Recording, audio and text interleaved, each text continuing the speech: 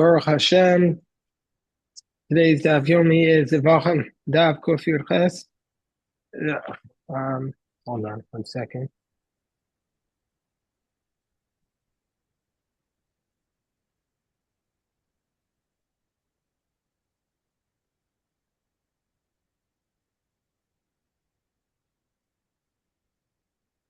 Today's daf yomi is Zevachim daf Kuf Yud Ches, Zevachim 118, and we're going to start on 118a at the two dots, approximately 10 lines from the top.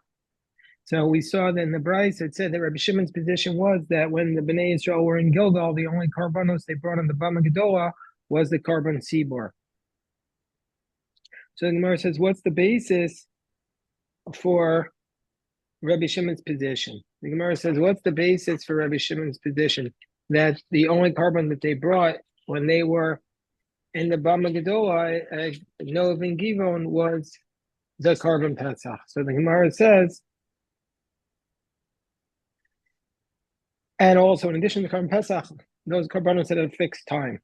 So, and date. My time is Rabbi Shimon. What's the basis? Because it says, Vayatzu b'nei Yisrael Pesach b'Gilgal, that the Bnei Yisrael brought the carbon Pesach in Gilgal, which was after they came into the land of Canaan. Pshita, it's obvious that they brought the Pesach there. They were obligated to do it. Why does the Pesach have to say it? Kamash Moan, the Chovos came Pesach who the Karav, Alav came Pesach who Karav. It's to teach us the basic idea that if it was an obligatory offering like the carbon Pesach that was brought, then it would be brought then it would be brought on the Bama Gedola, but if it was not obligatory like the carbon Pesach, it wouldn't.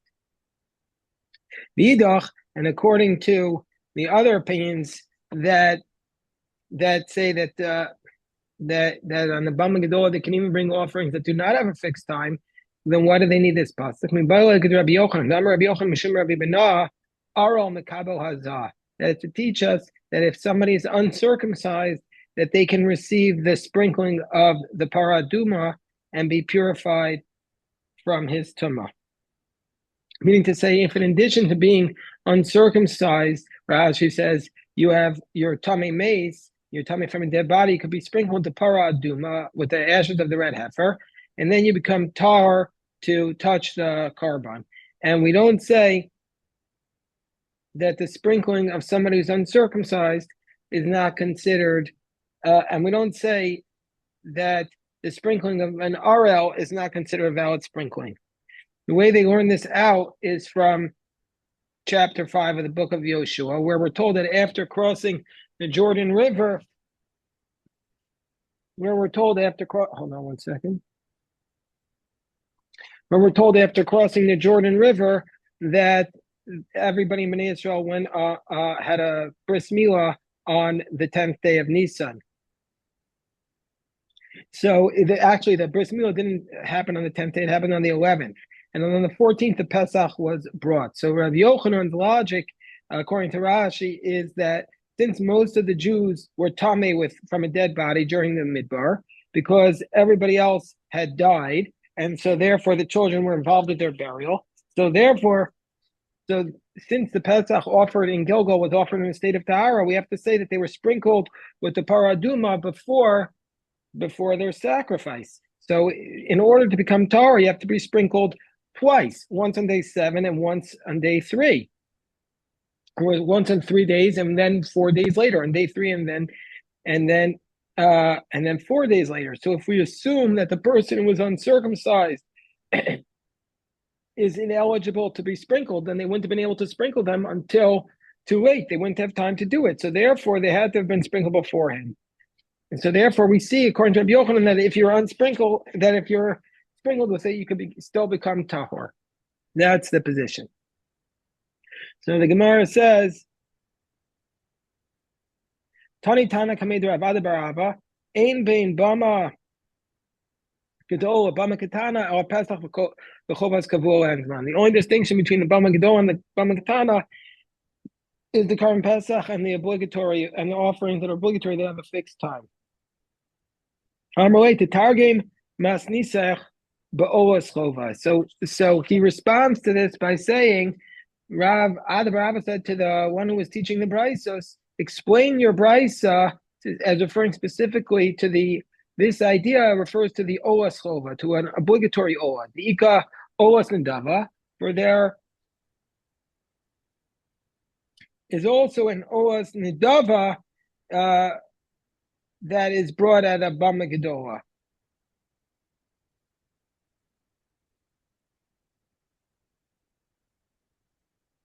The chatas, because if it would be the chatas, we would say chatas nedava miika. There's never such a thing as a voluntary chatas. Gemara says, why can't we say it refers to obligatory mincha? Because there is an obligatory mincha, and that's the chavitin. The savar mincha bebama. No, Ravad Barav is the position that there's no mincha in the bama. So now the next line is in the Mishnah. It says when they came to Shiloh, there was no roof there, but there was a stone house beneath the curtains, the cloth canopies. How do we know how the temple at Shiloh was built? The Gemara says, one says that she brought Samuel to the house of God at Shiloh. Because of Echad Omar, Ma'itosh Mishkon Shiloh, and the other verse states, and he abandoned and this is in Tehillim, he abandoned the Mishkan of Shiloh, Oel Shichem Badam, a tent where he dwelled amongst the men. Miksiv, and it also states, Vayim As Ba'ol Yosef, Ubeshevet Ephraim Ubachar, and he rejected the tent of Joseph and the tribe of Ephraim, and he did not choose the tribe of Ephraim. So so one pasuk is saying that he came to the house of Shiloh. The other pasuk says it was called a tent. So how is it? Haketzad? So there wasn't a roof, but there were stones below and curtains above, and that's why it was called the menucha, as told by Hashem. The Kachim, it said in our Mishnah, we're in at Shiloh within the curtains of the courtyard, and the Kachei Kalim and the Meiser Sheni were anywhere anybody could see Shiloh. The Gemara says, Menani Mili, what's the source for this idea? Amar B'Yoshaya Amakra, Hishamar Lecha, because the pasuk says, Hishamar Lecha Pentaweh O Tzecha B'Chol Makom Asher Ata Tered. It says in the pasuk, you can't bring up your carbon in any place that you see. Chol Makom Asher Tered Yata Maweh. That means you say you can't bring it up wherever you see it. But you can eat the sacrifices in any place that you see. You can't bring them up in any place you see, but you can eat them in any place you see. So the Gemara says, maybe it means something else. Maybe it means that you can't bring them up sacrifices, but you could slaughter the animal wherever you see. Rabbi Yanai, Amakran, the pasuk says, Sham Taweh v'Sham Ta'aseh.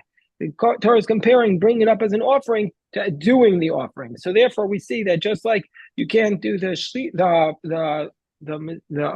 aliyah on the altar anywhere, also you can't do the shlita anywhere. Rav Avdimi Bar Chasa Amar Kra, he says a different source for the idea that you can eat kach and kalam anywhere within the site of the Mishkan. A different source for this idea. It says in the pasuk, "V'lo ta'anas Shiloh."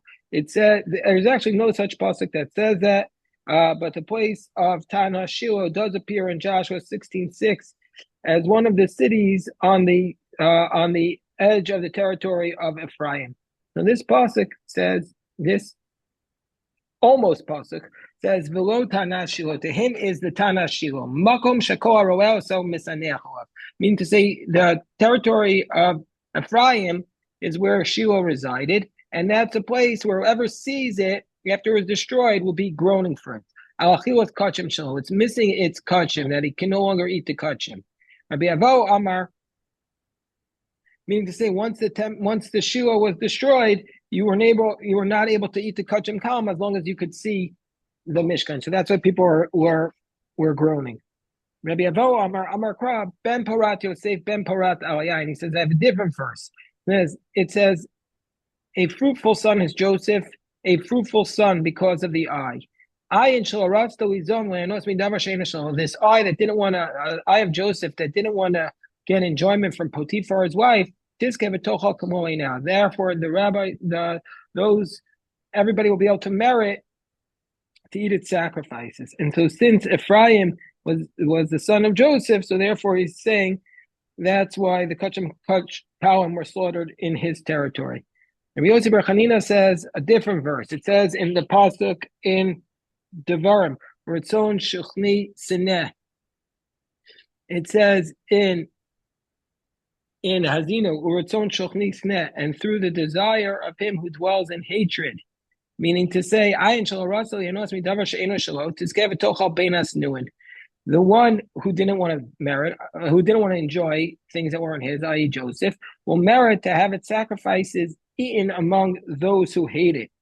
Meaning to say, Shul could be seen for miles, even from the neighboring tribes whose ancestors hated Joseph, Rashi says.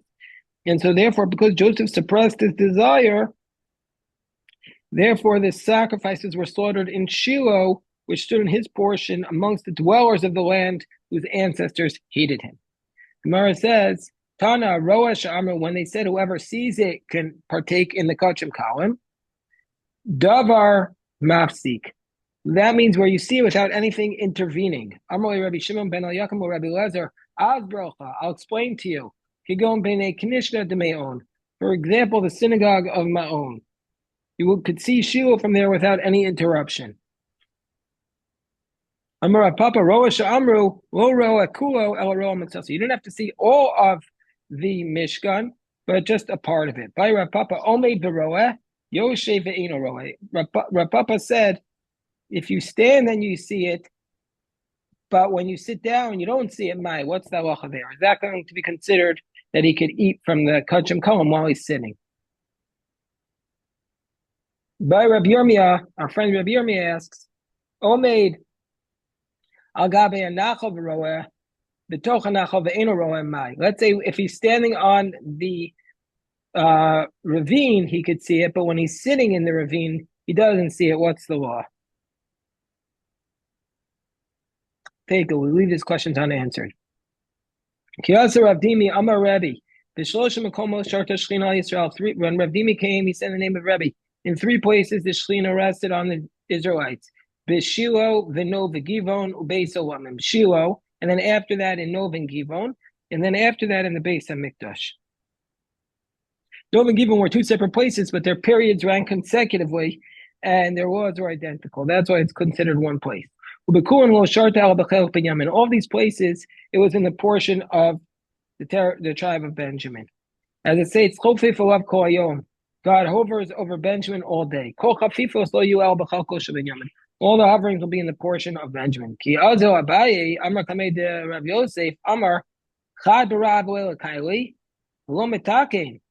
So Abaye went and said this in front of Rav Yosef. He said, Kailio, that was Abaye's father's name, had 1 son, but he's not correct. He's deficient. It's written, and he abandoned the tabernacle of Shiloh. And he rejected the tent of Joseph and did not choose the tribe of Ephraim. Meaning to say that Shiloh was located in the territory of Ephraim and not of Benjamin. So Rav Ada says, my Koshule, why is Rav Yosef bothered by this? Maybe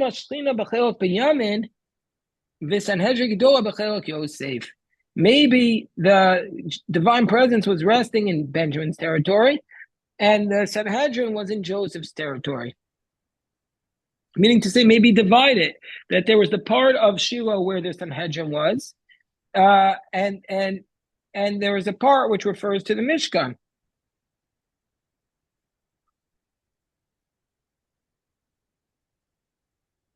And so therefore,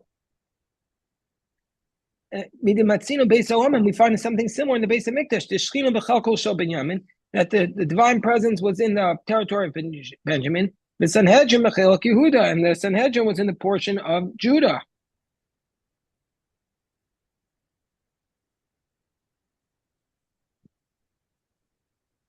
Mar says, it's not the same thing. By the temple, Judah and Benjamin's territories were right next to each other.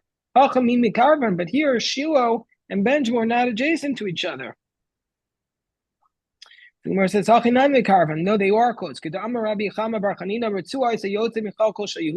There's a strip of land that went out from Judah and entered into Benjamin's portion. And that's where the altar was built. And Benjamin, the righteous, wanted to swallow it. So too, the same thing here. The portion went out from Joseph's portion into the territory of Benjamin.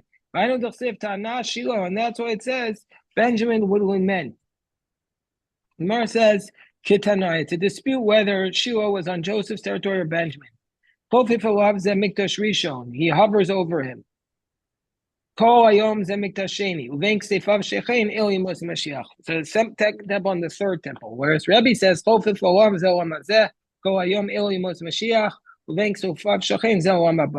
Rebbe is saying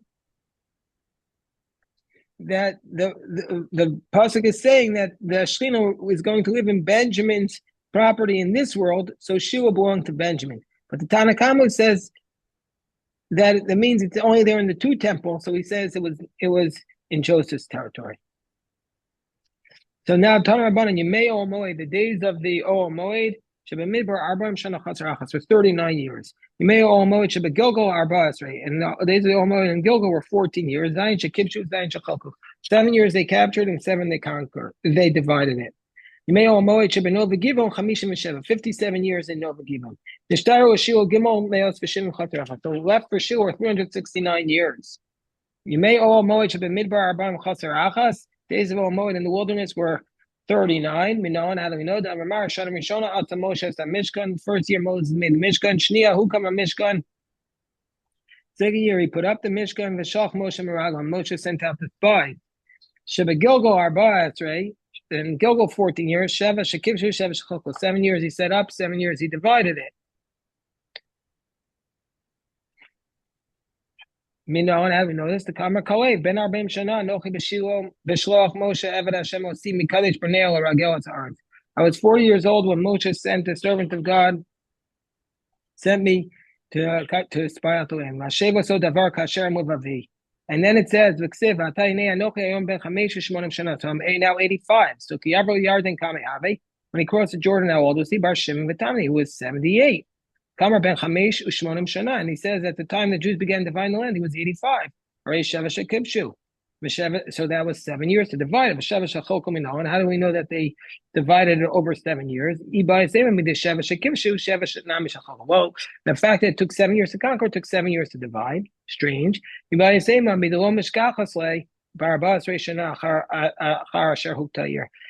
another is that we don't find it. To other ways, we can't explain the pasuk in the 14th year after the city had fallen, which is